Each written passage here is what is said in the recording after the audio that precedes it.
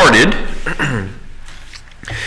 with chapter 13 in lesson number 4 here. We're going to jump in and do probably a little bit of 14, and as much of 14 as we can today.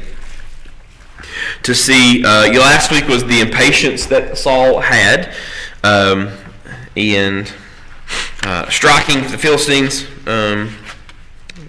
before really God had really said anything, and they were worried. So he did a sacrifice, right? He did the sacrifice before Samuel showed up, and was foolish in doing so. And the result of that, the army was dwindled down to like 600 men. They had no weapons because the Philistines had taken out all of their blacksmiths, and pretty helpless at this point. And again, Saul offered the sacrifice before Samuel showed up, and just did a lot of things that he was not supposed to do, and some poor decisions. And we're going to see the continual of that here in chapter 14, as we see continual foolish leadership here from Saul. So, chapter 14 of 1 Samuel here records Jonathan's bold assault, I guess, against these Philistines over near Michmash, whatever. Saul didn't really know about it at the time. Jonathan and the armor bearer decides to kind of come out here and confront the enemy. So what we saw a little bit in 13, kind of expound on this here in 14 a little bit, and we see this kind of taking place. We start to see some characteristics of Jonathan here. And we know that just from this famous story, right, that Jonathan was he a good guy or a bad guy? Let's just put it in real simple terms. Overall of Jonathan was what?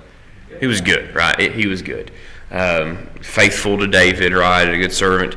And Jonathan was, as we'll see, was able to, it's kind of amazing, he was able to be loyal to David, loyal to God, and loyal to Saul.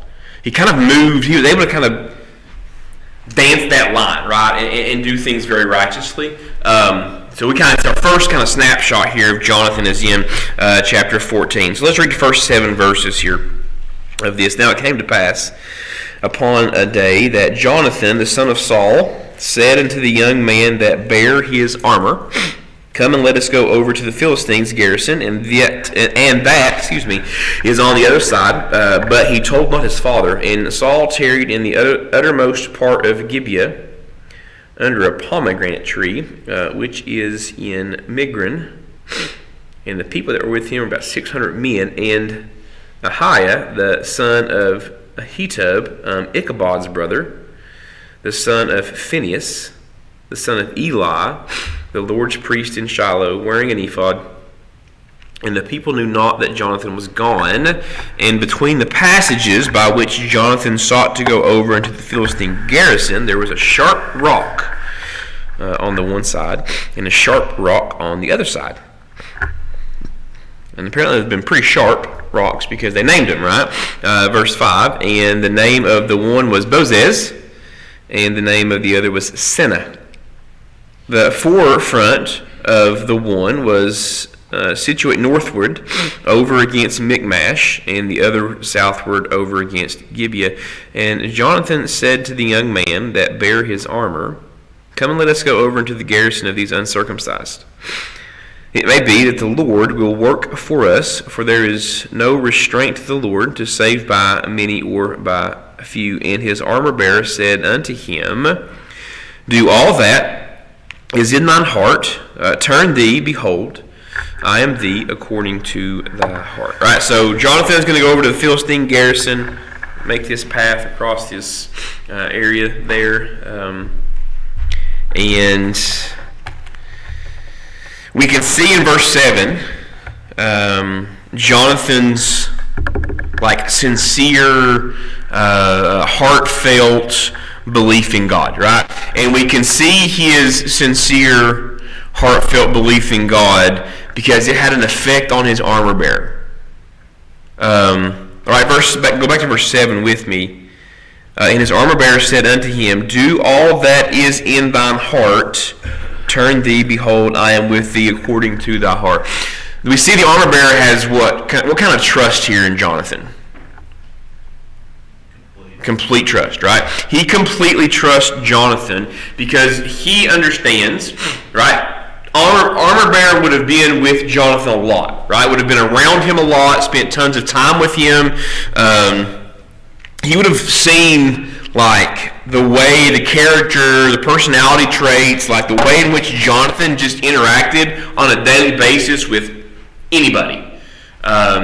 So obviously Jonathan's faith here in God and this very sincere, heartfelt belief bled over into the armor bearer, because we see that he knew that Jonathan's faith in God was very, very real, because he didn't even give him an ounce of contradiction about going to fight the Philistines at all. Who else is with Jonathan to go fight the Philistines in those verses? God, and then what? But as far as men go, what other men are with him? Just the armor. There's none, right? And a garrison of Philistines, a garrison is a plurality, right? I mean, there's multiple. A garrison, much kind of like a platoon for us, right, or a company of men. There would have been several. Now, there's a couple things I looked at that, various garrisons did things different way. Like it could have been as few as 12 or as many as 100, right, of men there in this garrison. And Jonathan's going to do what? What's he intending to go do? Pick a fight with 100 men, and he's planning on winning. That's what we're seeing here. Okay, that's what Jonathan's doing. Okay, he and his armor bearer will pick a fight with the Philistines, more than one. Right, just thinking soldier and Jonathan, soldier as well, just in a one-on-one, hand-on-hand, or sword-to-sword combat would be a difficult task. Jonathan's trained, the soldier is trained. There's a chance that Jonathan could die fighting one person. Now he's going to go fight many people. Imagine the effect here that Jonathan probably could have had on Israel if he had been the king instead of his father. And not so much because Jonathan was like brave or like crafty, right? But because Jonathan sincerely believed God, right? He sincerely believed in God, that God was who he says he was going to do what he said he was going to do, and his trust was so deep in God that his armor bearer confidently followed Jonathan into a fight. Now, this is a bit of foreshadowing for us, for what we know is coming. In the story here in a little bit, when we get into David showing up and then going out to fight Goliath, who would have been around, and we'll see him kind of in the auxiliary a little bit. He kind of comes more to the forefront later in the story with David. But who would have been around Saul as David is going to fight Goliath? Jonathan would have been around, right? He would have seen. Obviously, he's involved in the army now. This is kind of early fights here with the Philistine that we're going to lead eventually to the David and Goliath fight, which is a huge pivot point for kind of this skirmishes that are happening all the time. Jonathan would have been around, right? And he was probably standing near Saul when they watched young David kind of trounce out there to the brook to pick the stones up, and there was probably a small part, or maybe even a large part, of Jonathan that was very proud and understood why David was doing what he was doing as he was doing it, because Jonathan very much doing the exact same thing here, right? Very similar, doing the exact same thing. Was there potentially giants here with this garrison? It's absolutely very possible, right? We know there are giants in Gath. We know Gath is in the land of the Philistines. We know that Goliath wasn't the only one. He had brothers. Very easily could have been a captain of this garrison, could have been a giant, We don't know that. We don't see that. That's a bit of a Lanceism. Like, you know me, I like to see things from a fantastical point of view sometimes. But it's a very realistic probability that that could have happened. And Jonathan is just here with his armor bearer, going to go pick a fight. Because he has that much faith in the Lord. Pretty ridiculously overmatched. And between the two of them, in verse, I don't remember exactly where it was at, but between the two of them, there is only one sword. That's the only sword they've got, right? So that's where Jonathan's at right now. King Saul, on the other hand, had about 2,000 soldiers with him. This is right before all the other stuff happens. To begin with, excuse me. And the 2,000 men that were with King Saul, they sensed his insecurities, right? They sensed the lack of faith and the insincere belief that he had in God, because the majority of them we saw last week, they ran away, right? Remember, they didn't want anything to do with the fight.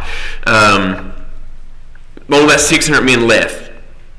By contrast, though, here, as we'll see, the Philistines were the ones to panic when Jonathan showed up. Go to verse number 8. Then said Jonathan, Behold, we will pass over unto these men, and we will discover ourselves unto them. And if they say unto us, Tarry until we come to you, then we will stand still in our place and not go up to them.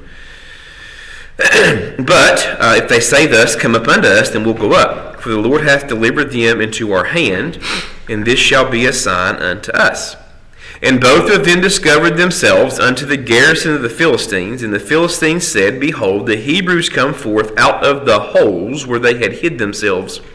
And the men of the garrison answered Jonathan and his armor-bearer, and he said, Come up to us, we'll show you a thing. And Jonathan said to his armor-bearer, Come up after me, for the Lord hath delivered them into the hand of Israel. So, got a plan here, right? We'll see each other, kind of see how this works out, right? And eventually they're hiding, right? Or not hiding, but trying to be, a little bit inconspicuous, and the Philistines kind of catch wind of it, right? And they want Jonathan to come and meet them on the battlefield, in the area where they're at, just to talk, right? Maybe kind of one of those things, that kind of what it looks like, maybe, or maybe to come fight. It's funny. Just thinking about this. We had watched. The girls wanted to watch the new David movie again last night, the animated one. We've seen it several times now. They love it. It's really good.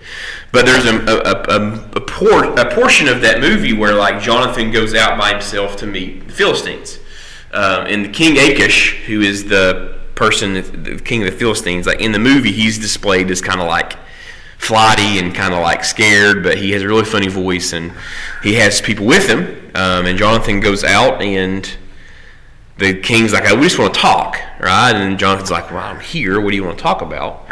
And the guy behind King Achish is like, I didn't think we were here to talk. I thought we were here to fight. And then it's kind of funny. I'm gonna try. I'll show you some of this scenes of that. It's kind of fun. This is what this is talking about. Anyways, but Jonathan, we see him there by himself, leaving the armor bearer behind, because we see specifically. I think I wanted to set all that to bring this out. That the end of verse number 12. Come up after me, for the Lord hath delivered them into the hand of Israel. Jonathan's fully expecting what to happen. What? He's going to whip him, right? He told the armor bearer, hey, once I get done, you come up. Because it may take me a few minutes to kill them all, but once you get done, then once I'm done, you can come up, right? He's fully expecting, right? There's not even a hint or a glint of hesitation here. Verse 13, Jonathan climbed up upon his hands and upon his feet, and his armor bearer after him, and they fell before Jonathan, and his armor bearer slew after them. And that first slaughter which Jonathan and his armor bearer made was about 20 men. within, as it were, a half an acre of land, which yoke of oxen might plow. And there was trembling in the host, in the field, and among all the people, the garrison and the spoilers, that also trembled. And the earth quaked, so it was a very great trembling. And the watchmen of Saul and Gibeah of Benjamin looked, and behold, the multitude melted away, and they went on beating down one another. Then Saul said to the people that were with him, Number now, and see who is gone from us. When they had numbered, behold, Jonathan and his armor-bearer were not there. So out of the garrison of people, 20 of them kind of showed up. And we see, what does Jonathan do with those 20 men? With verse 14, and that what? First slaughter of 20 men, that he and his armor bearer were there. And one sword, shield, whatever else he may have had, right? Takes down 20 men.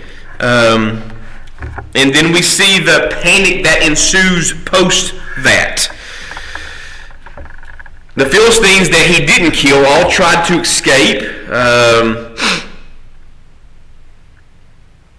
And 20 Philistines fell dead in the first attack. But that is just the beginning of what is getting ready to take place here. Once those 20 men were dead, their divinely induced panic takes place. Right, that's what we see there in verse 13 and 14. Verse 15, sorry. And there was a trembling in the host. Right, this was a divinely appointed panic. 20 people got killed by one person is probably enough to cause a panic, but God intervened as well, and this divine panic took place, struck the entire Philistine army. Also, along with this induced panic, we see an earthquake that hits in verse 15 too. This tremendous earthquake shakes the ground, and we see that they're literally shaking, like they're shaking bodies, right? They were so scared they were shaking as well. That was a physical manifestation of their trembling minds. So you had them physically scared to the point they're trembling. You had the earth shaking around them as well. You had 20 of the soldiers dead in the pass up there by the hand of Jonathan. And mass confusion ensues, and they all flee off in different directions. And as they're fleeing off in different directions, they're killing each other as well because they're so confused of what's going on. And Saul, who we know is a distance away from this, finds out now that, Jonathan's not there. Verse 18, and Saul said unto Ahiah, bring hither the ark of God. For the ark of God was at that time with the children of Israel. And it came to pass, while Saul talked unto the priest, that the noise that was in the host of the Philistines went on and increased. And Saul said unto the priest, Withdraw thine hand. And Saul and all the people that were with him assembled themselves, and they came to the battle. And behold, every man's sword against his fellow, and there was a very great discomfiture. So Jonathan's off, gallivanting and doing his thing. The army is still there amongst the 600 or so men of Saul. Saul's not really, most of his men have left because they're seeing kind of how he's reacting to this massive Philistine army. Jonathan goes off with his armor bearer and essentially sparks this panic that is happening. And Saul's like in his tent and hears all the commotion, feels the rumbling of the ground, hears all this stuff going on, and I kind of see this as Saul kind of walking out over the hill and looking down into the plain of wherever the Philistine army is probably set up at, and they're just killing each other, and Saul can't figure out what in the world's going on. Right, and we see him get the ark in here, stinking Ark of the Covenant. It's causing all kinds of problems. Get the ark in here. Let's see what's going on. Get the priest in here. Let's talk to the priest and kind of see what do we never see Saul doing in any of this, right? In 2 chapters here, what do we never really see Saul doing? Petitioning who? Never. right? He never petitions the Lord. Now, we can, a lot of times, like as you study this and as you kind of go through this and, like intricately more aware of this story than I've probably ever been because the girls love it so much, right? So I get lots of questions and lots of things on this. Like, you almost to the point, like, at the beginning, you kind of feel bad for Saul, right? Because he didn't pick this. Okay, he didn't like grow up thinking like he wasn't like Simba. Like he just couldn't wait to be king. That was not what he did. He didn't pick this, right? And didn't really, even when he was picked, wanted nothing to do with it. But at some point, right, you begin to not really feel as bad for Saul and be kind of move into Saul, why don't you get it, right? At some point, like you've got to grow up and be a man and follow the responsibilities that have been required of you. He never does. We don't see him. I won't say never. We haven't seen him doing that yet. And now, like we've had all this stuff happen, he has been privy to miraculous things. Right? They found the donkeys out of nowhere, just like Samuel told him he would. He had 4 things that Samuel said would be divinely happening, that he watched happen like within a 24-hour period of time to kind of sure up that he was uncertain. He has watched some pretty, what I would think would be faith-shaking or faith-altering things. Like if I was in Saul's, I know it's hard, but if I was thinking, if I was witnessing to some of this stuff, I would be like, okay, God, I get it. But we never see him doing that, right? So there's this mass confusion that's taken on. He's still really not sure what's going on. The Philistines are like actually killing each other, and we yet still talk to the priest in verse 19. People assemble in verse 20. Jump down to verse 24. And the men of Israel were distressed that day. Actually, go back to verse 23. So the Lord saved Israel that day, and the battle passed over unto Bethaven, and the men of Israel were distressed that day, for Saul had adjured the people, saying, Cursed be the man that eateth any food until evening, that I may be avenged of mine enemies. So none of the people tasted any food. So we get to verse 24, this crazy event that has just taken place. Like this is crazy. The earth is shaking. The people were scared before the earth started shaking. The Philistines were like physically shaking, and then the earth quaked, and then they ran around. Jonathan's just killed 20 men by himself, and the Philistines are killing each other. And still we see Saul failing to recognize the Lord's intervention on Israel's behalf. Excuse me. Saul had issued this order forbidding his men to eat anything until sundown. Go ahead, Chad.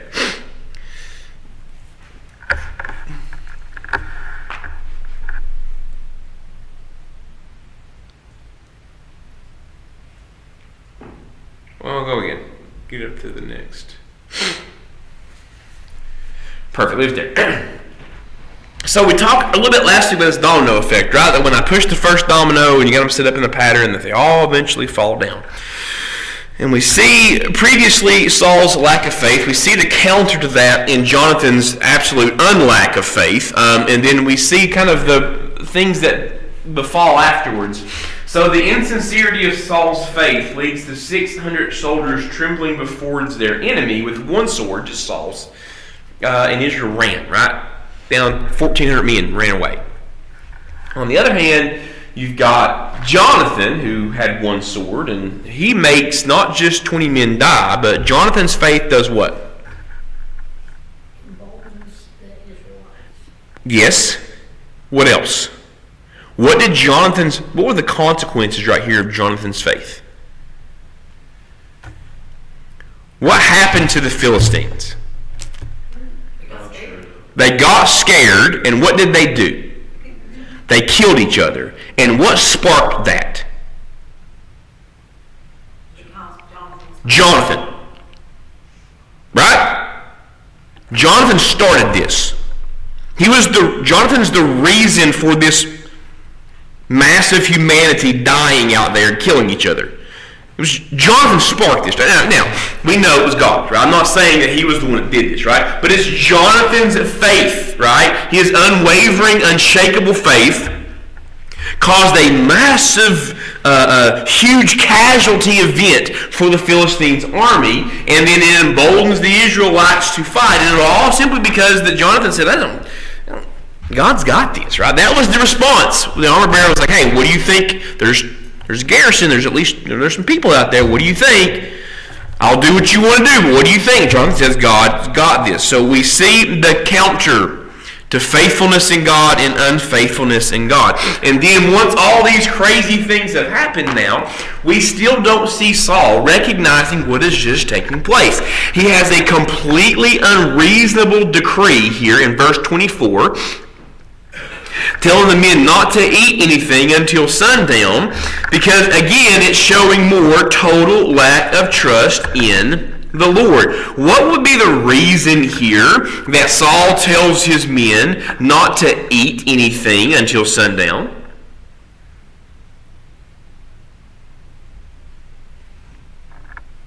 Why do you think he tells them here not to eat anything?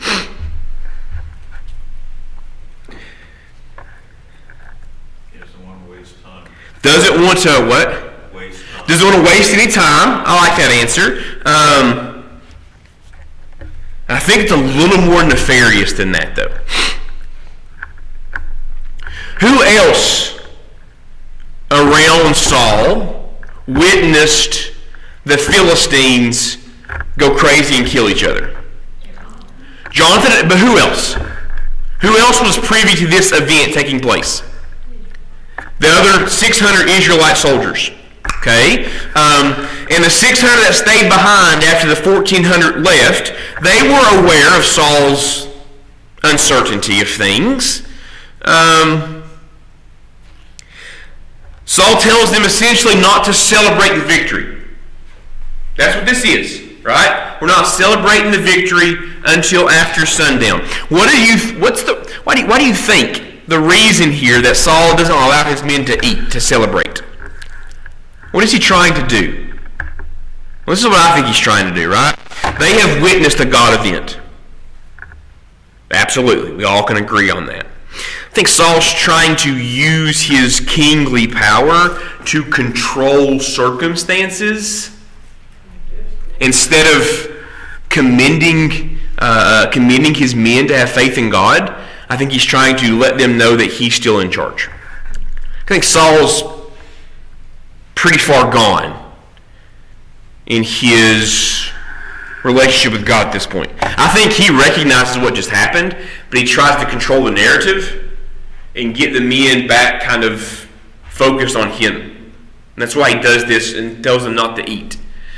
He wants to use his power of the king to control the circumstances instead of just being like, yeah, guys, that was crazy. We need to have and worship God right now. That should be the response. He should look around like, ooh, I'm glad you 600 stayed. I was wrong. I should have had that faith in God. Do you see what God just did? Let's sacrifice or worship or whatever the custom was. That should have been the response. It wasn't. He tells them, don't eat. Don't think about really what just took place. Don't celebrate it. Listen to me. Jonathan, though, verse 25, in the meantime, rejoins the father's troops in a nearby forest and does not gotten the command of don't eat anything, right? Verse 25. And all they of the land came to a wood, and there was honey upon the ground. And when the people came into the wood, behold, the honey dropped, but no man put his hand to his mouth, for the people feared the oath. But Jonathan, verse 27, I said 20, whatever I said, I meant 27, sorry. But Jonathan heard not when his father had charged the people with the oath, so wherefore he put the end of the rod that was in his hand and dipped it in the honeycomb, put the hand to his mouth, and his eyes were enlightened. Then answered one of the people and said, Thy father straitly charged the people with an oath, saying, Cursed be the man that eateth any food this day. And the people were faint. now we've got a problem. Okay, big problem here that Saul has created that he didn't know that he was going to create. Jonathan has no idea of this command because he's been off gallivanting by himself, killing people. Okay, he doesn't know what his father's rash command was, and apparently this ground shook so hard that what happened to the honeycombs? They fell to the ground, right? Makes sense. It's shaking enough to scare people. It's shaking enough to knock the honeycombs out. And apparently there were a ton of honeybees around this area, and lots of honey. And we know that the land of Canaan was what? Flowing with milk and honey. And now we know why it said that. Okay, because there was literally lots of honey around. Okay, so much that it was just falling out of the tree. So Jonathan, as any person would do, I tell you what, if I saw honey in the middle of the woods, you know what I would do? I would eat some of it because I love honey. Jonathan does the same thing. Oh, buddy's just killed a bunch of people and watched all this craziness. Absolutely, he's going to eat some honey. So he does that. Found some that was on the ground. And it says here that his eyes were enlightened. Now, I think that this phrasing here, we know that honey is it's just sugar, right? So this probably kind of him not eating in a while and killing 20 men, probably a little bit hungry, and it kind of maybe gave him a little, got a sugar rush, right? Got a jolt of energy here from eating this honeycomb. And then the problem shows up, right? They tell him of the father's oath that nobody was supposed to eat anything. We see his response, verse 28. Then answered one of the people and said, Thy father straightly charged the people with... verse 29. Then said Jonathan, My father hath troubled the land. See, I pray you, how mine eyes have been enlightened, because I tasted a little of this honey. How much more, if haply the people had eaten freely today of the spoil of their enemies, which they found, for there had not been now a much greater slaughter among the Philistines. And they smote the Philistines that day from Michmash to Ajalon, and the people were very faint. So he comments here in verses 28, 29, and 30 that Dad's made a poor choice. He shouldn't have told you all not to eat. He even says, imagine how much more strong you all would be, right? How much more energy that you would have, and how greater the slaughter would have been if you had got full bellies and full of sugar and ready to go take on the world, right? There's no need here for Saul to try to control these circumstances with a very foolish oath. God honors faith, not some feigned false sacrifice. Saul could not manipulate God into blessing him. And ironically here, right, the forest dripping with honey was a sign of God's blessing on the land. And Jonathan is essentially just partaking of God's blessing for his people by eating the honey that's there. And for Saul to try to control this and not allow the people to eat the honey, he's essentially restricting, right, God's blessing of his people. The famished Israelites pounced on the plunder of the fleeing Philistines, and in their deep hunger, they slaughtered some of the livestock and ate the meat raw, blood and all. Let's keep going here. Verse 32. And the people flew upon the spoil and took sheep and oxen and calves and slew them on the ground, and the people did eat them with blood. And they told Saul, saying, Behold, the people sinned against the Lord, and they eat with the blood. And he said, Ye have transgressed. Roll a great stone unto me this day. And Saul said, Disperse yourselves among the people, and say unto them, Bring me hither every man his ox and sheep, slay them here and there, and sin not against the Lord in eating with the blood. And all the people brought every man his ox with him that night, and slew them there. So we see now, because these people are so hungry, because they've been fighting, and Saul tells them, you can't eat. When they get a chance to eat, they kill the stuff, and then they just eat it raw, right?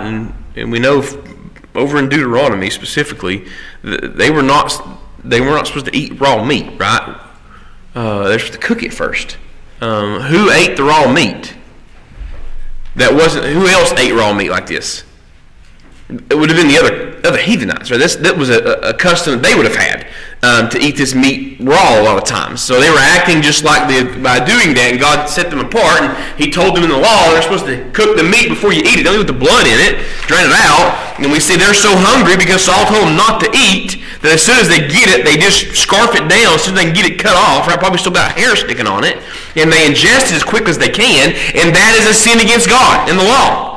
So Saul, by proxy, has told them, one, not to eat and enjoy the abundance of the land that God has promised them. And he is partly at fault here because now these people should have cooked the food, but they're so hungry and might die, probably. That's how famished they are, that he has caused this to happen by proxy as well. And now we see, as we're going to finish up here, I got a ton more stuff to get to. We'll do it next week. But now we see Saul being worried about God's judgment because his people have eaten raw meat and kind of sinned against God in this way. And there is an altar that is erected. And then he asks God some stuff. A little bit too late in the grand scheme of things here. But we'll get into more of that next week. Let's pray. Our Heavenly Father, we thank you for the contrasting stories here that we're able to study in chapter 14 of 1 Samuel of how a man who is fully invested in being faithful to you and the result of it, and a man not being the invested in that way and the result of it. It's important for us to remember and see what it means to serve you, Lord, and do so wholly as you have called us to do. And as we can continue to look through these stories here in 1 Samuel and see decisions that were made and consequences of those decisions as well, they're good reminders for us, Lord, to be faithfully loving, serving you. I pray for Pastor Rob here as he comes in the next little bit too this morning and has the message for us that we are attentive to it, listening, Lord, acutely, Lord, to the lessons you'd have for us. And I pray. Amen.